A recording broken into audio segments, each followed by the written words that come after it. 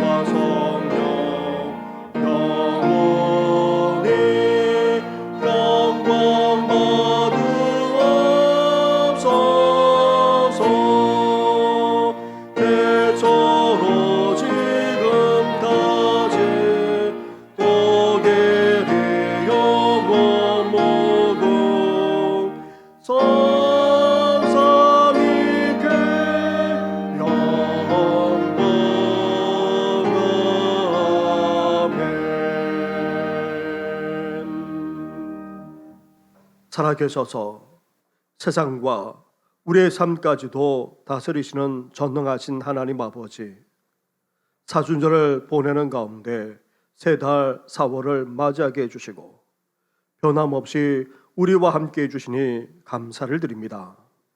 하지만 복음 앞에, 진리이자 하나님의 말씀 앞에 변화되지 못한 채 완악하고 강팍할 때도 적지 않았습니다.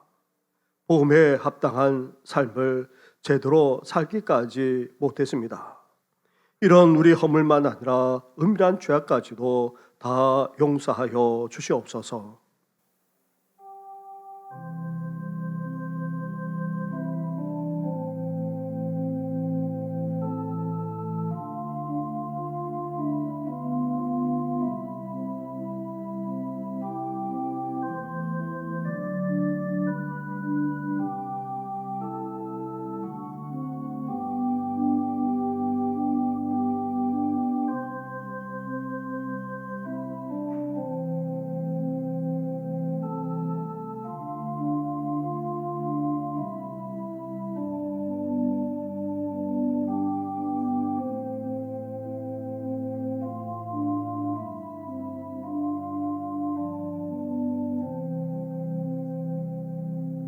회개하며 고백하는 누구에게 주시는 하나님의 말씀이 여기 있습니다. 누가 정죄하리요? 그리스도 예수는 하나님 우편에 계신 자요 우리를 위해서 간구하는 자신이라. 누가 우리를 그리스도의 사랑에서 끊으리요? 환난이나 공고나 박해나 기근이나 적신이나 위험이나 칼이라. 아멘. 이제 사도신경으로 우리 신앙을 고백하오니 나는 전능하신 아버지 하나님 천지의 창조주를 믿습니다. 나는 그의 유일하신 아들 우리 주 예수 그리스도를 믿습니다. 그는 성령으로 잉태되어 동정녀 마리아에게서 나시고 본디오 빌라도에게 고난을 받아 십자가에 못 박혀 죽으시고 장사된 지 사흘 만에 죽은 자 가운데에서 다시 살아나셨으며 하늘에 오르시어 전능하신 아버지 하나님 우편에 앉아 계시다가 거기로부터 살아있는 자와 죽은 자를 심판하러 오십니다. 나는 성령을 믿으며 거룩한 공교회와 성도의 교제와 죄를 용서받는 것과 몸의 부활과 영생을 믿습니다. 아멘.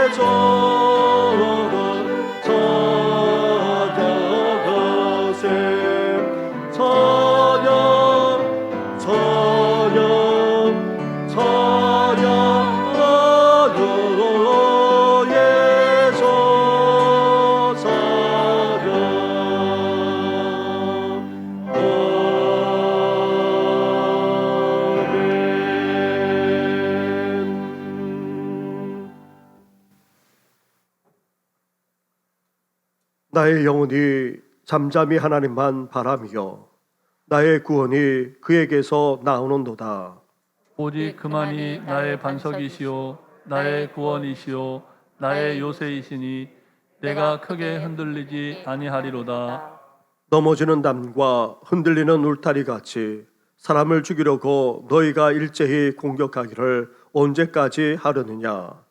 그들이 그를 그의 높은 자리에서 떨어뜨리기만 꾀하고 거짓을 즐겨하니 입으로는 축복이요 속으로는 저주로다. 나의 영혼아 잠잠히 하나님만 바라라. 물은 나의 소망이 그로부터 나오는도다. 오직 그만이 나의 반석이시요 나의 구원이시요 나의 요새이시니 내가 크게 흔들리지 아니하리로다. 나의 구원과 영광이 하나님께 있음이요 내 힘의 반석과 피난처도 하나님께 있도다. 백성들아 시시로 그를 의지하고 그의 앞에 마음을 토하라. 하나님은 우리의 피난처시로다. 아멘.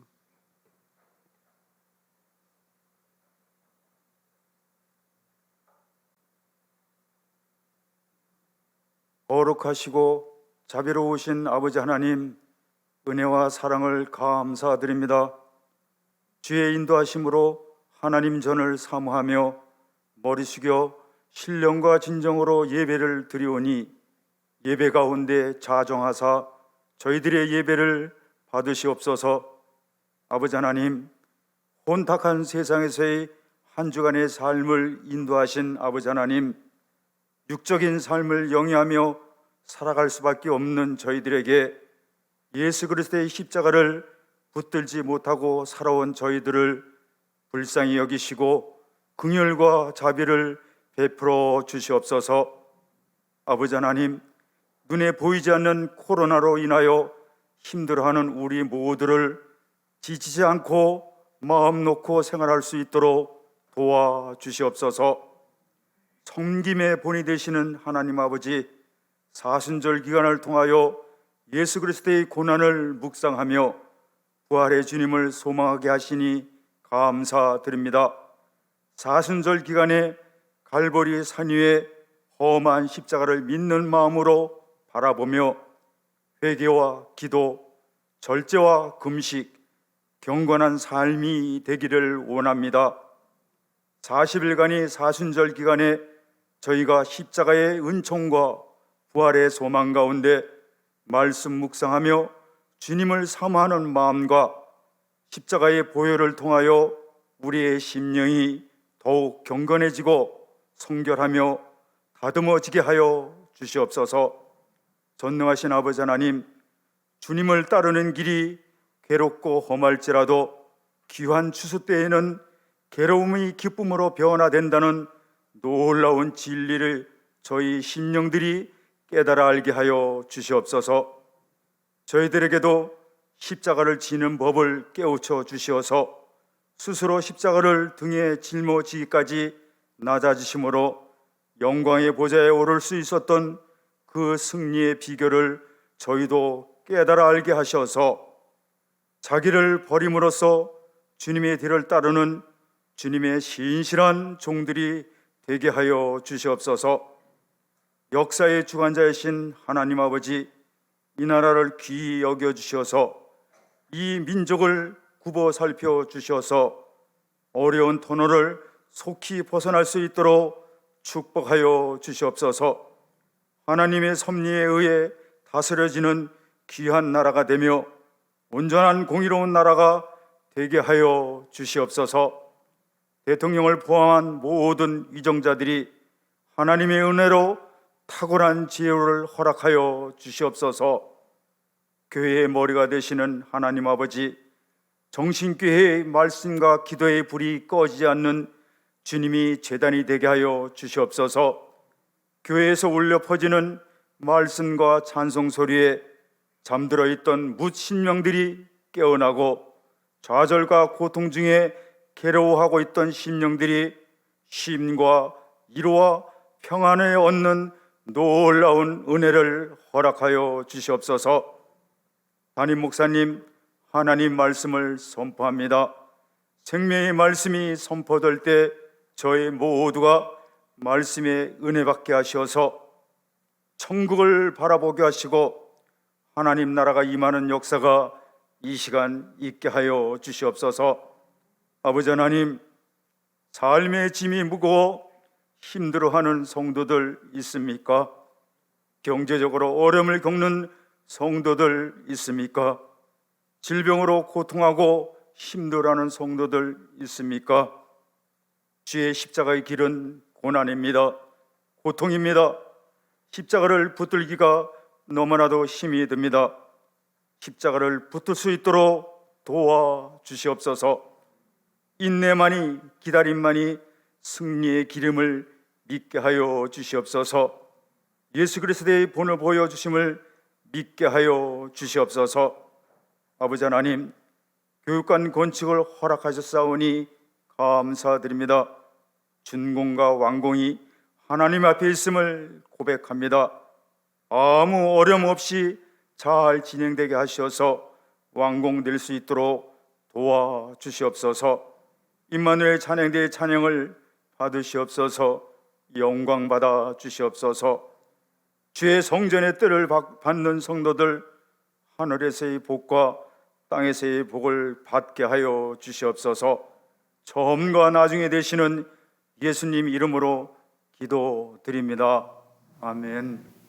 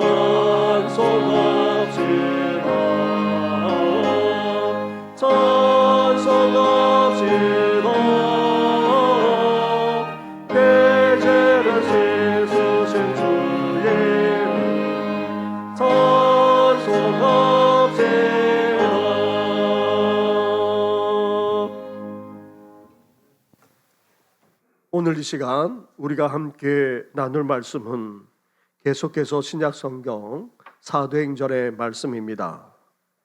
사도행전 2장의 말씀입니다.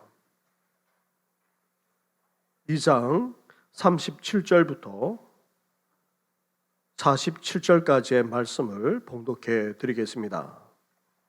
그들이 이 말을 듣고 마음에 질려 베드로와 다른 사도들에게 물어 이르되 형제들아 우리가 어찌할꼬 하거늘 베드로가 이르되 너희가 회개하여 각각 예수 그리스도의 이름으로 세례를 받고 죄사함을 받으라. 그리하면 성령의 선물을 받으리니 이 약속은 너희와 너희 자녀와 모든 먼데 사람 곧 주 우리 하나님이 얼마든지 부르시는 자들에게 하신 것이라 하고 또 여러 말로 확정하며 권하여 이르되 너희가 이 패역한 세대에서 구원을 받으라 하니 그 말을 받은 사람은 세례를 받음에 이날에 신도의 수가 3천이나 더하더라.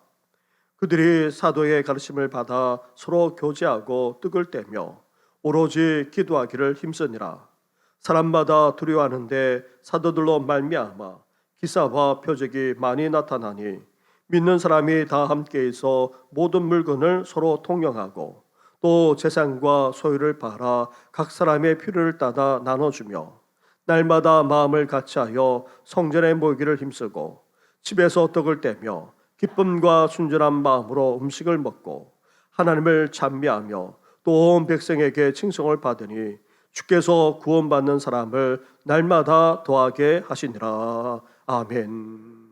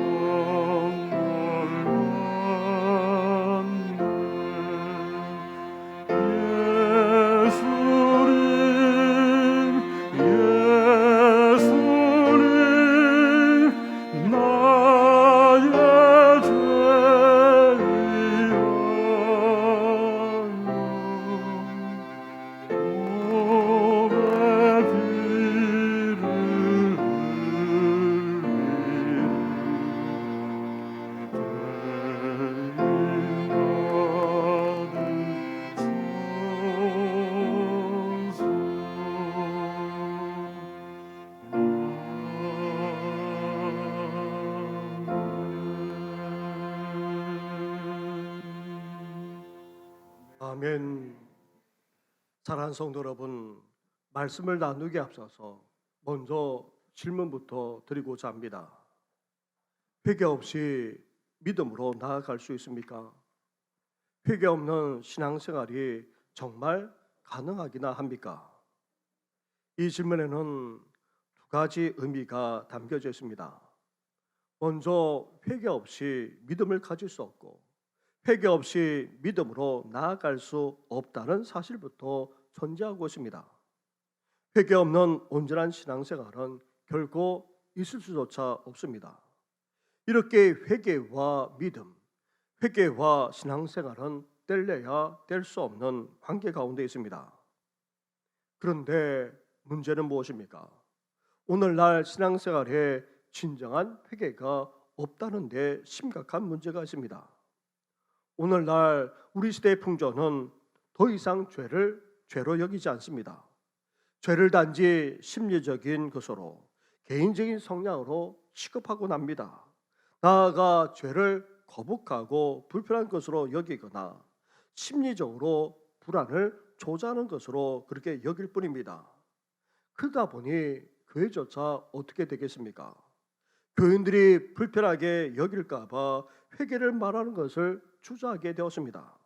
심지어 회개 없이도 새롭게 될 수 없다 선포하는 그런 지경이 되고 말았습니다. 따라서 아무리 신앙을 추구하더라도 진정으로 새롭게 될 수 없는 것입니다. 우리는 단지 조금 좋은 사람이 되기 위해 신앙생활을 하고 있는 것이 아닙니다. 현대생활이 외롭고 힘들기에 도시생활이 삭막하고 그리고 어렵기에 단지 위로받고 또 친구하기 위해서 신앙생활을 하고 있는 것 또한 아닙니다. 우리 삶의 두려운 절망과 죽음으로부터 구원받고자 감당이 벅찬 인생의 온갖 시련에서 건진받고자 하나님께 나아왔을 뿐 아니라 이렇게 신앙생활을 하고 있는 것입니다. 그런데 우리 삶의 두려운 절망과 죽음, 나아가 감당하기 벅찬 삶의 온갖 시련들, 그 밑바탕 속에는 사실 죄의 문제가 놓여 있습니다. 이 근본적인 죄의 문제를 해결하지 않고는 결코 구원에 이를 수 없습니다. 회개가 전제되지 않는다면 우리는 구원받을 수도 없고 영원한 구원을 누릴 수조차 없습니다. 그렇다면 성경에서 말하는 회개란 무엇입니까? 회개라는 히브리어나 헬라를 보면 크게 두 가지 의미를 담고 있습니다. 첫째로 회개란 돌아서는 행위이자 방향 전환을 의미합니다. 하나님을 떠나 온갖 죄를 저지르며 살았던 그런 삶에서 돌아서서 이제 하나님을 찾고 나아갈 뿐 아니라 하나님이 원하시는 삶으로 나아가는 것을 말합니다. 그래서 회개란 세상으로 향했던 삶에서 돌아서서 이제 하나님께 나아가는 삶의 방향 전환을 말합니다. 둘째는 회개는 그러면서 겉으로 드러난 행동에 국한되지 않고 진정한 마음의 변화까지를 말합니다. 아무리 죄와 세상으로 향했다가 돌아서서 하나님께 나아간다 할지라도 진정한 마음의 변화가 없다면 참된 회개라 할 수 없습니다. 우리 마음에서 우러나오는 삶의 변화, 그리고 우리 내면에서부터 비롯되는 돌아서는 진정한 행위야말로 참된 회개라 할 수 있습니다. 사랑하는 성도 여러분, 바라기는 우리 모두 진정으로 회개함으로 세상으로 향했던 우리의 발걸음이 돌아서서 하나님께로 나아가고 하나님께서 원하시는 삶의 방향으로 전환하는 귀한 역사가 일어나기를 주님의 이름으로 축원합니다. 나아가 밖으로 드러난 삶과 행위가 달라질 뿐만 아니라 이제 우리 마음까지, 우리 심령까지, 우리 내면까지 진정으로 변화되는 놀라운 회개의 역사가 일어나기를 다시 한번 주님의 이름으로 축원합니다. 이렇게 회개는 죄로부터 돌아서는 방향 전환이자 심령의 변화라 할 수 있습니다. 그렇다면 이런 회개가 일어나려면 어떻게 해야 됩니까? 회개에는 세 가지 요소가 필요합니다. 첫째로 죄에 대한 깨달음부터 있어야 합니다. 사실 인간은 죄인이기에 죄에 대한 의식을 피할 수 없습니다. 그리고 우리 인간은 자기 자신만 아니라 삶에 근본적인 문제가 있음을 인식하면서 살아가고 있습니다. 특히 삶의 시련을 겪거나 아니면 절망이나 죽음 앞에 놓이게 되면 우리 인간이 어떤 존재인지부터 생각하게 되고 나아가 자신의 죄와 잘못을 돌아보지 않을 수 없습니다. 뿐만 아닙니다. 하나님이 주신 인간의 양심을 통해서도 우리 안에 죄가 있음을 깨닫게 됩니다. 그 외에도 확실하게 죄를 깨닫지 않을 수 없는 것들이 있는데 그것은 오늘 본문을 나누면서 함께 살펴보고자 합니다. 이렇게 우리가 죄를 깨달을 때에 그리고 죄 앞에 우리 자신이 얼마나 무력한 존재인지를 인식할 때에 나아가 그 죄로 말미암아 죄책감까지 갖게 될 때에 우리는 회개로 나아가게 되는 것입니다. 둘째로 그렇다고 해서 단지 죄를 깨닫는다고 해서 다 회개로 나아가는 것은 아닙니다. 회개에는 지적인 요소만 아니라 정서적인 요소도 있습니다. 죄를 저지르게 되면 어떻게 됩니까? 우리 안에 생겨나는 감정들이 있습니다. 수치스러움, 부끄러움, 슬픔, 회한, 근심 등과 같은 복합적인 그런 감정들이 생겨납니다. 사실 기본적인 양심만 발동하더라도 이런 복합적이고도 안타까운 감정들이 일어나게 됩니다. 이를 성경에서는 하나님께 통회하는 마음이라고 표현하고 있습니다. 거룩하고도 공의로우신 하나님께 죄를 지었음을 깨닫고 이를 안타까워할 뿐만 아니라 애통하게 된다는 것입니다. 그럴 때에 우리 안에 참된 회개가 일어나게 되는 것입니다. 셋째로 이제 회개에는 의지적인 요소까지 일어나야 합당한 회개가 되는 것입니다. 결단하고 고백할 뿐만 아니라 이제 회개에 걸맞는 삶의 변화와 행위로 나타나야 한다는 것입니다. 회개가 우리 입술로, 우리 행위로, 우리 삶으로 나타나지 못한다면 우리는 다시 처음으로 돌아가야 합니다. 우리가 얼마나 진정으로 회개하면서 살아가고 있습니까? 고백하면서도 돌아서지 못할 때도 적지 않습니다. 결단하고도 행동으로 옮기지 못하기도 하고 심지어 우리 삶이 변화되지 못할 때가 얼마나 많은지 모릅니다.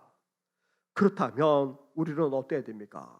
다시금 처음으로 돌아가야 합니다. 다시 처음부터 회개로 돌아가 고백하고 또 마음 아파할 뿐만 아니라 새롭게 결단할 수 있어야 됩니다. 우리 입술이 변할 때까지, 우리 행위로 나타날 때까지, 나아가 우리의 삶이 달라질 때까지 계속해서 회개할 수 있어야 됩니다. 사랑하는 성도 여러분, 이제 우리는 죄가 무엇인지 제대로 깨달을 뿐 아니라 여기에 마음 아파하며 통회할 수 있어야 됩니다. 나아가 고백하며 결단할 뿐만 아니라 우리 입술로, 우리 행위로, 우리의 삶으로까지 회개에 합당하게 삶을 살아가는 귀한 역사가 일어나기를 주님의 이름으로 축원합니다. 아멘. 오늘 본문 말씀은 바로 이런 회개의 모습을 온전하게 보여주고 있습니다. 오순절 강력한 성령의 역사 속에 베드로가 복음을 선포했을 때에 어떤 일이 벌어졌습니까? 놀라운 회개가 일어났습니다.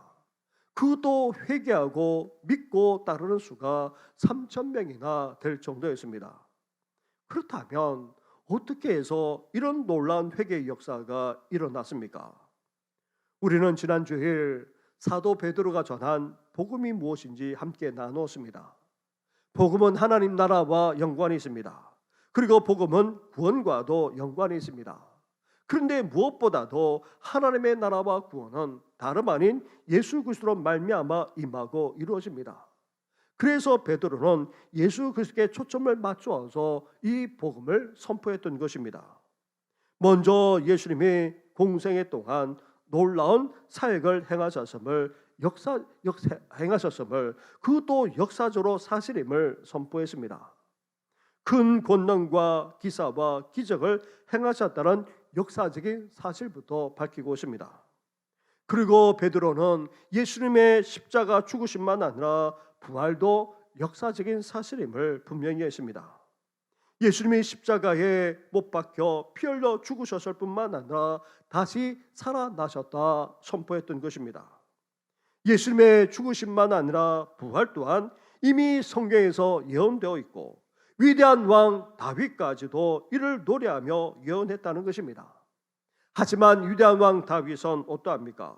죽어 그 믿음이 오늘날까지 있지만 예수님은 다시 살아나심으로 말미암아 그 무덤은 비어 있고, 이렇게 예수님이 부활하신 것을 베드로 자신만 아니라 수많은 사람들이 만나고 목격했을 뿐만 아니라 자신들이 이 일에 분명하게 증인이 될 수 있다고 선포했던 것입니다. 이렇게 놀랍게 공생의 사역을 하셨고 하나님의 뜻하신 구원을 위해 십자가에 달려 죽으셨을 뿐만 아니라 다시 살아나신 예수님, 그 예수님을 하나님이 어떻게 했습니까? 위대한 왕 다윗조차 자신의 후손으로 오시는 메시아, 그 그리스도를 향해 일찍이 하나님과 동일한 주님으로 고백했습니다. 그것처럼 하나님께서 예수님을 주와 그리스도가 되게 하셨다 선포했습니다. 이제 약속하신 그대로 구원을 베푸시는 바로 그 구원자 메시아가 되셨을 뿐 아니라 하나님과 동일하게 경배를 받으실 분, 나아가 세상과 우리까지도 주관하시는 그런 주님이 되셨다 선포했던 것입니다. 이렇게 복음을 선포하자 어떤 일이 벌어졌습니까? 37절 말씀을 보시기 바랍니다. 37절을 함께 같이 하겠습니다. 시작. 그들이 이 말을 듣고 마음에 찔려 베드로와 다른 사도들에게 물어 이르되 형제들아 우리가 어찌할꼬 하거늘. 아멘. 아멘. 베드로가 선포한 복음, 하나님의 말씀을 듣고는 이렇게 수많은 사람들이 회개하는 일이 벌어졌습니다. 그것도 복음 말씀을 듣고는 마음에 찔렸다는 것입니다. 우리가 어떻게 해야 될지 탄식하며 통회하는 일까지 벌어졌습니다. 앞에서도 잠시 언급했던 것처럼 회개에는 지적인 요소만 아니라 정서적인 요소가 있어야 됩니다. 베드로가 선포한 복음, 그 말씀을 듣고는 자신들이 얼마나 큰 죄를 저질렀는지 깨달았던 것입니다. 예수님이 오셔서 큰 권능과 기사와 표적을 친히 보여주시면서 자신이 하나님이 보내신 메시아 그리스도임을 나타내었음에도 불구하고 이들은 어떻게 했습니까? 예수님을 메시아로 그리스도로 받아들이지 않았습니다. 그리고 메시아이시고 구원자이신 예수님을 믿고 따르기를 그는 어떻게 했습니까? 십자가에 못 박기까지 했던 것입니다. 나아가 예수님의 부활이 이미 예언되었고 그리고 또 확실한 증거만 아니라 증인까지 있는데도 불구하고 수많은 사람들은 여전히 이를 믿고 있지 않았습니다. 무엇보다도 이러한 예수님을 하나님이 주님과 그리스도가 되게 하셨다고 그렇게 놀라운 선포까지 들었던 것입니다. 이러한 선포하는 복음과 하나님의 말씀 앞에 수많은 사람들은 놀라지 않을 수 없었고 충격을 받지 않을 수 없었습니다. 말씀에 마음에 찔리지 않을 수 없었습니다. 양심의 가책을 느꼈을 뿐 아니라 통회하는 일까지 벌어졌던 것입니다. 사랑하는 성도 여러분, 우리가 참되게 회개하기를 원하십니까? 그렇다면 우리에게도 복음이 있어야 됩니다. 다시 말하면 하나님의 말씀이 있어야 한다는 말입니다. 우리가 죄인이기에 그리고 우리에게 양심이 있기에 죄를 짓고 죄책감을 느끼곤 하지만 우리가 진정으로 회개하며 나아가려면 하나님의 말씀이 반드시 있어야 됩니다. 하나님의 말씀으로 우리 자신을 비춰볼 수 있어야 됩니다. 우리 마음과 내면만 아니라 우리 삶 구석구석까지도 말씀으로 들여다볼 수 있어야 됩니다. 하나님의 말씀 앞에 우리의 모습이 적나라하게 드러날 수밖에 없는 것입니다. 그것이 죄임을 분명하게 깨닫게 되는 것입니다. 하나님의 말씀을 통해 우리의 진정한 모습을 보고 깨달을 뿐 아니라 진정으로 통회하며 회개하는 역사가 우리 가운데 일어나기를 주님의 이름으로 축원합니다. 아멘. 둘째로 우리가 참되게 회개하는 삶을 살아가려면 이렇게 하나님의 말씀이 우리에게 먼저 있어야 됩니다. 말씀에 비출 때만이 우리가 참되게 회개할 수 있습니다. 나아가 성령의 역사까지 일어나야 하는 것입니다. 38절과 39절 말씀을 한 절씩 교독하겠습니다. 베드로가 이르되 너희가 회개하여 각각 예수 그리스도의 이름으로 세례를 받고 죄사함을 받으라. 그리하면 성령의 선물을 받으리니 이 약속은 너희와 너희 자녀와 모든 먼데 사람 곧 주 우리 하나님이 얼마든지 부르시는 자들에게 하신 것이라 하고. 아멘. 아멘. 본래 이 말씀은 회개할 때에 죄사함을 받을 뿐 아니라 성령까지 선물로 받게 된다는 그런 말씀입니다. 그리고 이 약속은 이제 유대인 성인만 아니라 자녀들에게도 나아가 하나님이 부르시는 이방인들까지도 다 용서함을 받을 뿐 아니라 다 성령을 선물로 받게 된다는 것입니다. 근데 이것은 결과적으로만 그런 것이 아니라 회개할 때도 마찬가지입니다. 회개와 성령, 성령과 회개는 너무나도 밀접한 연관이 있습니다. 마치 복음과 성령, 성령과 복음의 역사가 마치 같은 것과 같습니다. 복음이 선포되는 곳에 성령의 역사가 일어납니다. 그 결과 어떤 일까지 벌어집니까? 회개하는 일이 벌어지게 됩니다. 나아가 성령을 선물로 받을 뿐만 아니라 성령 충만하게 되는 그런 복까지 누리게 되는 것입니다. 사도 베드로가 선포한 복음, 그 하나님의 말씀은 오순절날 강력한 성령의 역사 가운데 벌어졌습니다. 그랬기에 놀라운 회개의 역사가 일어났을 뿐만 아니라 이로 말미암아 성령을 선물로 받고 충만하게 되는 일까지 벌어졌던 것입니다. 성령의 놀라운 역사가 벌어지게 되면 또 다른 현상도 나타나게 됩니다. 거룩하신 하나님, 공의로운 하나님 앞에 죄 있는 우리 인간이 감히 서지 못합니다. 하나님이 너무나도 두렵게 느껴지기 때문입니다. 하나님의 영광, 하나님이 비춰주시는 그 영광 앞에 우리 자신이 얼마나 죄 많은 존재인지를 깨닫게 될 뿐만 아니라 우리 자신이 얼마나 추하고 얼마나 더러운지를 깨닫게 됩니다. 그런데 이런 하나님을 전혀 의식하지 않고 하나님 앞에서 살아가지 않는 사람들은 어떠합니까? 거룩하신 하나님, 공의로운 하나님 앞에 서더라도 자신이 죄인임을 깨닫지 못합니다. 하나님의 영광, 하나님이 비춰주시는 그 거룩한 빛을 보지 못하기에 자기 자신이 아무런 문제가 없는 줄 착각하면서 살아가게 됩니다. 그런데 성령께서 역사하시게 되면 어떻게 됩니까? 성령께서 우리 가운데 역사하시게 되면 하나님을 의식하게 됩니다. 하나님의 영광 앞에 압도되게 됩니다. 하나님의 그 강령과 빈 그 거룩한 영광 앞에 우리도 바울처럼 엎드러지지 않을 수 없습니다. 우리 자신이 죄인일 뿐만 아니라 죽을 수밖에 없는 존재임을 깨닫게 됩니다. 누가 이 사망에서 건져줄지 탄식할 뿐만 아니라 통회하는 일까지 벌어지게 되는 것입니다. 사랑하는 성도 여러분, 우리는 일찍이 성령으로 말미암아 회개함으로 주님을 믿게 되었습니다. 주님을 믿고 영접함으로 성령을 선물로 받았을 뿐만 아니라 성령께서 우리 안에 내주에 계십니다. 이런 성령님의 놀라운 역사로 말미암아 더욱더 철저하게 회개하며 삶을 살아가는 우리 성도들 되기를 주님의 이름으로 축원합니다.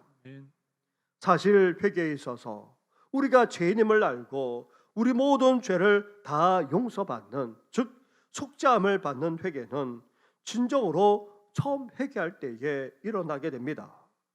마치 우리는 죄사함의 전신 목욕을 받은 것과 같습니다.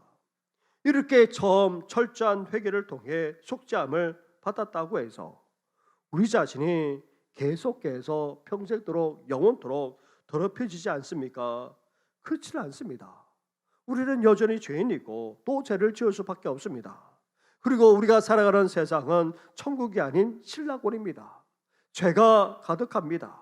이러한 세상에서 보고 듣고 느끼고 경험하면서 살아가는 것만으로도 우리는 오염되고 더럽혀지지 않을 수 없습니다. 거기에다가 죄와 어둠의 권세는 끊임없이 우리를 유혹해서 죄 가운데 넘어뜨리고 갈 것입니다. 그러기에 우리는 어때야 됩니까? 회개하는 삶을 계속해서 살아가야 합니다. 그렇다면 계속해서 회개하는 삶이란 무엇입니까?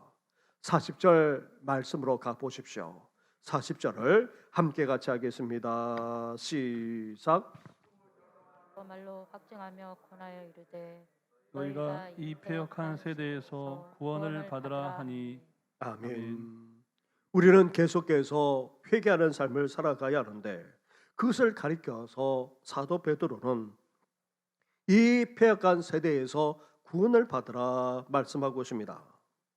우리는 예수님을 믿음으로 이미 구원을 받았습니다. 그리고 우리는 지금 구원 가운데 있고 그 구원을 누리면서 살아가고 있습니다. 나아가 우리는 장차 예수님이 영광 가운데 다시 오실 때에 완전한 구원을 받게 될 것이고 그것도 영원히 누리면서 살게 될 것입니다. 그러기 위해 우리는 어때야 됩니까? 계속해서 회개하는 삶을 살아야 합니다.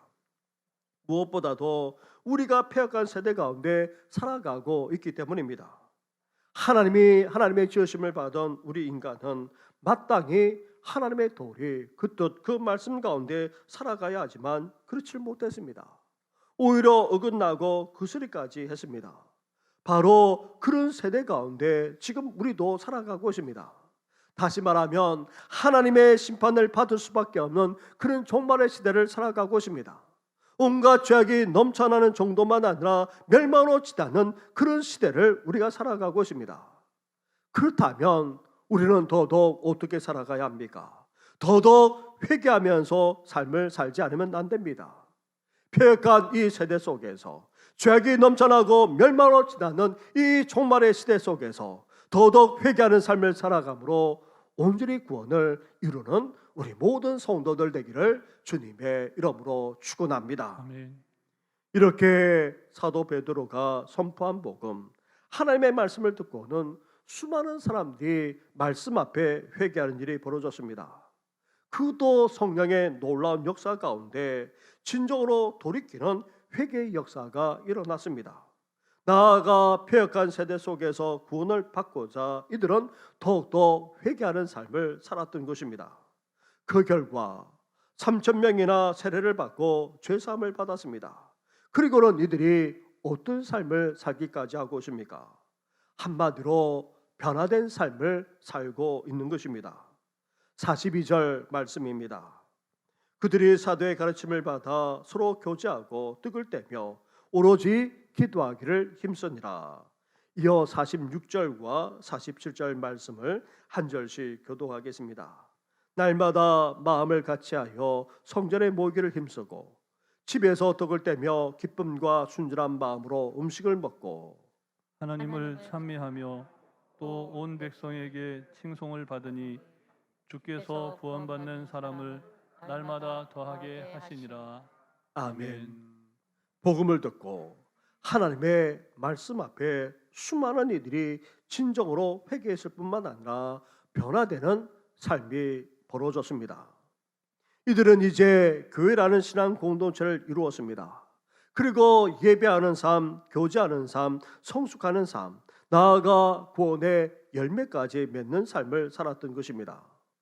이렇게 진정으로 회개하고 변화된 초대교회 성도들은 크게 두 가지 변화된 모습으로 나타났습니다. 먼저 이들은 어떻게 했습니까? 성전에 모였습니다. 그것도 날마다 모였을 뿐만 아니라 마음을 같이 했습니다. 하나님을 찬미하고 오로지 기도에 힘썼을 뿐 아니라 사도들의 가르침까지 받았습니다. 이렇게 날마다 성전에 모여서 하나님을 예배하며 기도하며 성숙하기까지 했다는 말입니다. 사랑하는 성도 여러분, 우리가 회개하고 구원을 받았을 뿐 아니라 진정으로 변화되었다면 우리는 이제 어떤 삶을 살아가야 합니까? 초대교회 성도들처럼 예배의 자리로, 기도의 자리로, 은혜의 자리로 계속해서 나아가야 합니다. 지난 3년 동안 코로나로 제대로 예배만 아니라 모이는 것조차도 할 수가 없었습니다. 그러다 보니 주일 예배만 아니라 주중에 드리는 예배, 기도회까지도 다 무너져 있는 그런 실정입니다. 이제 코로나에서 벗어나 일상으로 돌아가고 있는 이때에 우리 또한 일상 예배만 아니라 일상 기도까지 회복할 수 있어야 됩니다. 진정으로 회개하고 구원받아 변화된 우리가 이제 계속해서 어떻게 살아가야 합니까? 회개에 합당한 삶을 살아가고자 예배의 자리로, 기도의 자리로, 은혜의 자리로 나아가시는 우리 모든 성도들 되기를 주님의 이름으로 축원합니다. 아멘. 또한 회개하고 변화된 초대교회 성도들은 어떤 삶을 살았습니까? 성전에서만 아니라 가정에서도 함께 떡을 떼며 친교했다는 것입니다. 심지어 서로를 돌아보아 물건을 함께 나누고 통용했고, 더 나아가 자신의 재산 소유를 팔아 필요에 따라 나누기까지 했다는 것입니다. 사랑하는 성도 여러분, 우리는 일찍이 회개하여 구원을 받았고 변화된 가운데 우리는 살아가고 있습니다. 그렇다면 한편으로 우리는 이제 예배의 자리로, 기도의 자리로, 은혜의 자리로 나아가야 합니다. 그러면서 또한 동시에 어때야 됩니까? 우리 삶에 아름다운 교제가 일어나야 합니다. 우리 자신만 구원받고 우리 자신만 회개의 열매만 맺어서는 안 됩니다. 서로를 돌아보아야 합니다. 서로 친교하면서 나아가 베풀고 나누기까지 하는 그런 삶을 살 수 있어야 하는 것입니다. 이것이야말로 회개의 진정한 합당한 열매라 할 수 있습니다. 사랑하는 성도 여러분, 이렇게 성령의 역사 속에서 하나님의 말씀으로 우리는 철저하게 회개할 수 있어야 됩니다. 나아가 계속해서 회개하는 삶을 살아가되 한편으로 예배와 기도의 자리로 나아갈 뿐만 아니라 다른 한편으로 서로를 돌아보고 나누고 베푸는 삶을 살아가는 우리 모든 성도들 되기를 주님의 이름으로 축원합니다. 아멘. 기도드리겠습니다. 하나님 아버지, 일찍이 우리를 불러주셔서 하나님 앞에 우리가 죄인임을 고백하며 살게 하지 않았습니까? 무엇보다도 하나님 앞에서 참되게 회개하며 믿음의 삶을 살아가는 우리들 되게 하여 주시옵소서. 이제 세상으로 행했던 우리 마음이, 우리의 발걸음이 돌이켜서 하나님을 찾고 하나님께 나아갈 뿐만 아니라 하나님께서 원하시는 삶으로 나아가게 하여 주시옵소서. 이제 우리의 발걸음만 아니라 우리 입술도, 우리의 삶도, 우리의 행위도 변화되게 하여 주시고, 무엇보다도 우리의 심령이, 우리의 내면까지도 진정으로 변화되어지는 회개의 역사가 일어나게 하여 주시옵소서. 단지 죄인되기에 양심의 가책을 받아서 회개하는 정도만 아니라 무엇보다도 참되게 회개하려면 하나님의 말씀이 있어야 된다 말씀해 주지 않았습니까? 이제 하나님 앞에서 우리 자신이 서게 하여 주시고 하나님의 말씀 앞에서 우리 자신을 돌아볼 뿐만 아니라 그 말씀으로 말미암아 철저하게 회개하는 우리들 되게 하여 주시옵소서. 이제 하나님 앞에 회개하는 삶을 살고자 하오니 성령께서 역사하셨던 것처럼 오늘도 우리 가운데 역사해 주셔서 통회하며 자복하는 역사가 우리 가운데 일어나게 하여 주시옵소서. 초대교회 성도들이 회개하고 이렇게 구원받아 변화되었던 것처럼 이제 우리 성도들도 변화되기를 원합니다. 예배의 자리로, 기도의 자리로, 은혜의 자리로 더욱더 나아갈 뿐만 아니라 이제 서로를 돌아보고 서로를 베풀고 나누고 격려하면서 함께 회개의 열매를 맺어 나가는 우리 모든 성도들 될 수 있도록 은혜 더하여 주시옵소서. 이 모든 건 예수님의 이름으로 기도드립니다. 아멘.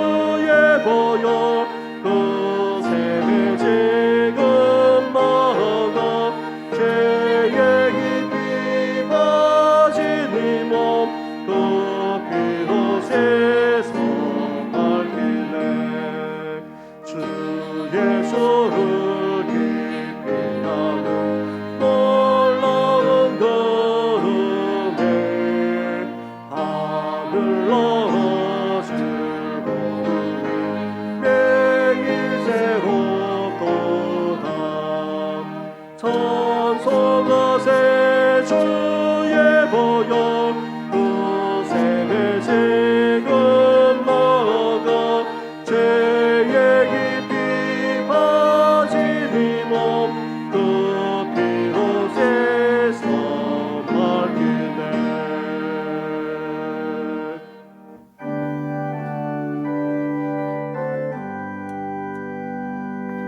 먼 것의 은혜를 허하시니 내 평생 슬픔과 즐거움과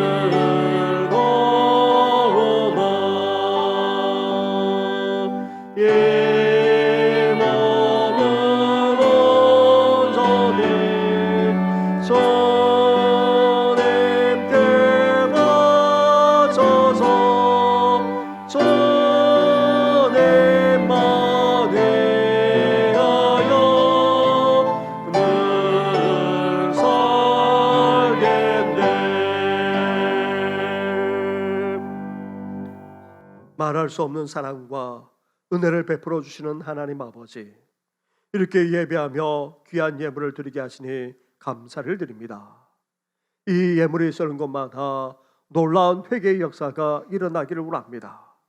구원의 역사가 일어날 뿐만 아니라 변화의 역사가 일어나게 하여 주시옵소서.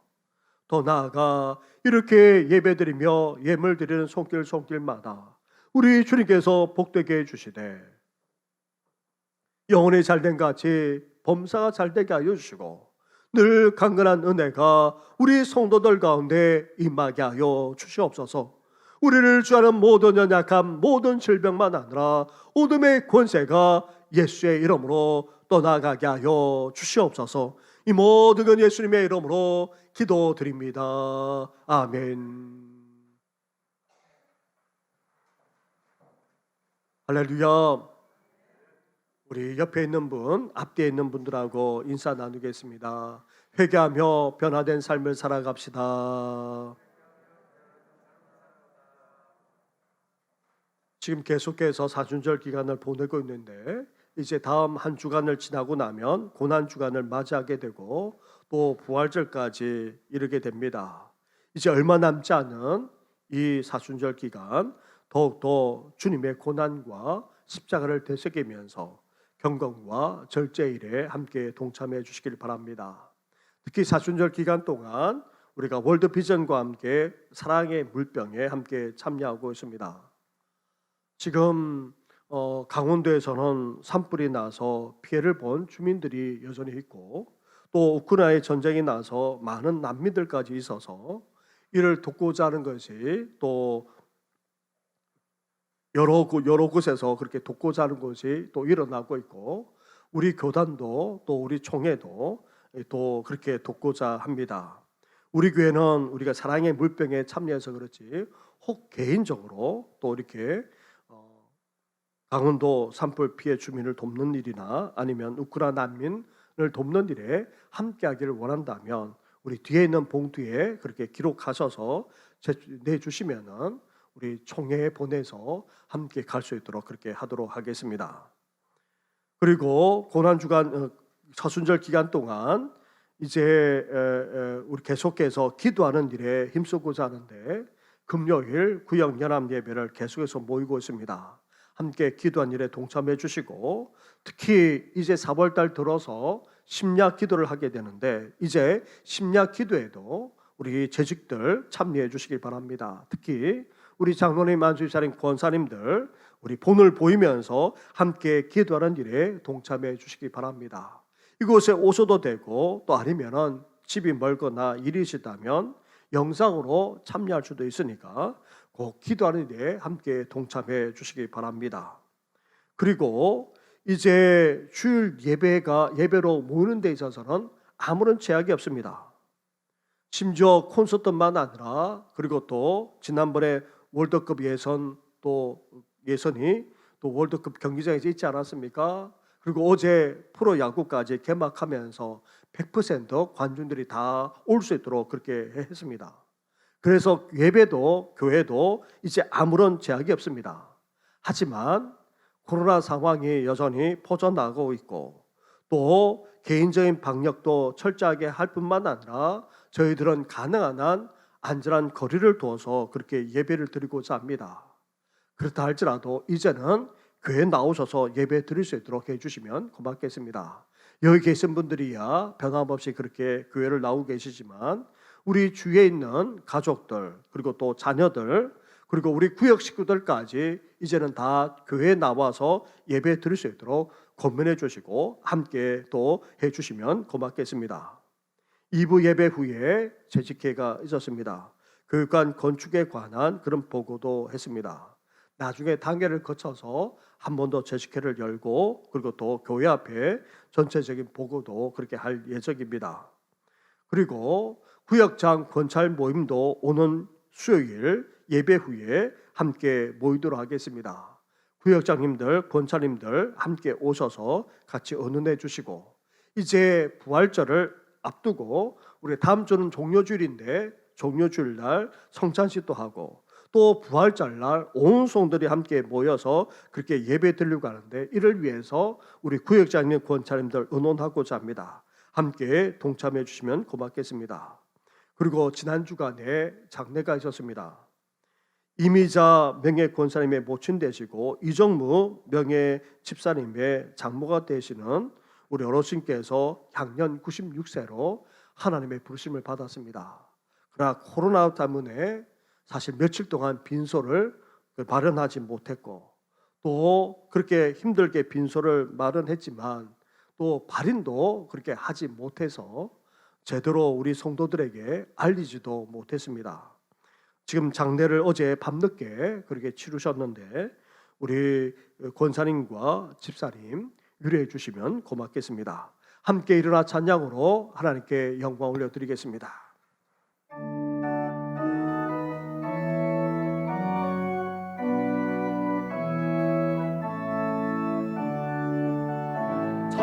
계신 주 나의 삶의 소망 어쩌는지 서려네 사랑의 전에 달리는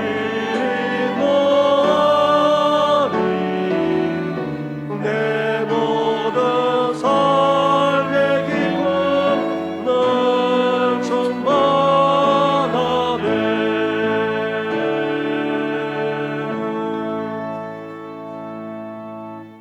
이제는 우리 주 예수 그리스도의 은혜와 하나님 아버지의 사랑과 성령의 교통하심이 놀라운 성령의 역사 속에서 이제 하나님의 말씀에 우리 삶을 비추어서 철저하게 죄를 깨닫고 회개하는 삶을 살아갈 뿐만 아니라 이제 회개에 합당한 열매를 맺어 이제 예배의 자리로 기도의 자리로 나아갈 뿐만 아니라 서로를 돌아보고 베풀면서 구원의 열매까지 맺고자 하는 우리 모든 성도들 위해 영원토록 함께 하시기를 간절히 축원하옵나이다. 아멘.